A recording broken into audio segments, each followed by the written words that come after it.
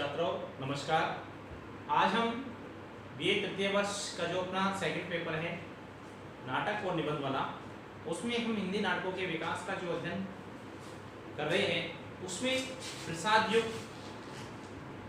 का हम के नाटकों के अध्ययन का आज हम यहाँ करेंगे। प्रसाद जी के अलावा जिन नाटककारों ने इस युग में नाटक लिखे हैं उनमें गोविंद वल्लभ पंत जी एक प्रमुख नाटककार माने जाते हैं।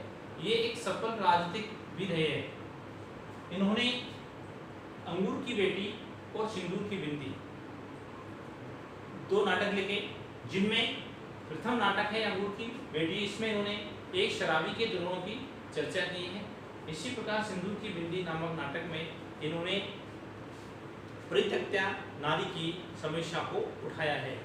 इन्होंने कुछ ऐतिहासिक नाटक भी लिखे, जैसे राजमुकुट और अंतःपुर का छिद्र। राजमुकुट नामक ऐतिहासिक नाटक में इन्होंने महारानी पन्नाधाय के बलिदान को अपनी कथा का विषय वस्तु बनाया है।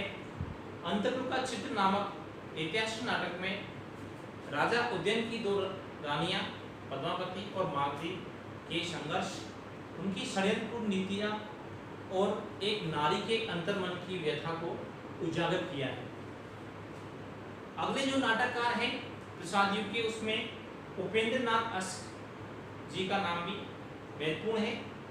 इन्होंने नारी मनोवृत्ति का यथार्थ चित्रण अपने नाटकों में किया है। इसके साथ साथ इन्होंने समसामयिक समस्याओं को, तत्कालीन समस्याओं को अपने नाटकों के माध्यम से उजागर किया है। इनके लिखे गए प्रमुख नाटक हैं स्वर्ग की झलक, छठा बेटा, अलग अलग रास्ते, अंजो दीदी, अंधी गली, कैद, उड़ान और जयपराज। छठा बेटा 1940 ईस्वी में लिखा गया इनका एक महत्वपूर्ण नाटक है, जिसमें इन्होंने पुत्रों की स्वार्थपरता का वर्णन हास्य व्यंग्य की शैली में किया है। इसी प्रकार अंजो दीदी नामक नाटक 1954 ईस्वी में लिखा गया, जिसमें नायिका अंजो दीदी यानी कि अंजलि अपने परिवार पर कठोर नियंत्रण लगाकर परिवार का विनाश कर लेती है। वह टूट जाती है, परिवार बिखर जाता है, लेकिन झुक नहीं पाती। इस प्रकार इस नाटक में अस्क जी ने अहंवादिता एवं प्राचीन संस्कारों के दुष्प्रभाव का वर्णन किया है। जयपराजय जो इनका नाटक है, इसमें ये ऐतिहासिक नाटक है, जिसमें मंडोवर की राजकुमारी हंसाबाई एवं मेवाड़ के राजकुमार चंड की कथा को कथा वस्तु का आधार बनाया गया है। उदय शंकर भट्ट प्रसाद युग के एक अन्य प्रमुख नाटककार हैं, जिन्होंने ऐतिहासिक एवं समस्या मूलक दोनों ही प्रकार के नाटकों की रचना की। अंबा और सगर विजय नामक दो नाटक इनके पौराणिक नाटक माने जाते हैं, जिनकी कथा वस्तु इन्होंने क्रम से है महाभारत और पुराणों से ली है।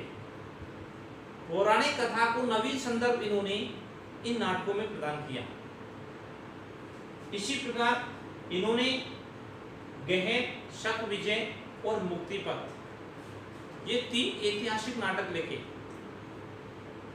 मुक्तिपथ नामक नाटक में इन्होंने महात्मा बुद्ध के जीवन परिवर्तन को अपनी कथा का आधार बनाया है। और शक विजय नामक ऐतिहासिक नाटक में ब्राह्मण और जैनियों के बीच जो संघर्ष की कहानी है, उसे विषय वस्तु इन्होंने उदय शंकर भट्ट जी ने बनाया है। वृंदावन लाल वर्मा जी हिंदी के ऐतिहासिक उपन्यासकार होने के साथ साथ एक प्रसिद्ध ऐतिहासिक नाटककार भी माने गए हैं। इनके जो ऐतिहासिक नाटक है उनमें फूलों की बोली, पूर्व की ओर, बीरबल और ललित विक्रम प्रसिद्ध ऐतिहासिक नाटक है। ऐतिहासिक नाटकों के अलावा इन्होंने समस्या मूलक नाटक भी लिखे,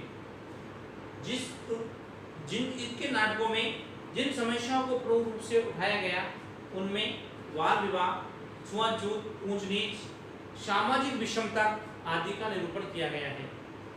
इस प्रकार सामाजिक समस्याओं से संबंधित इनके जो नाटक है उनमें रानी की लाज, नीलकंठ, विस्तार, शगुन, केवट और देखा देखी ये समस्या मूलक नाटक है।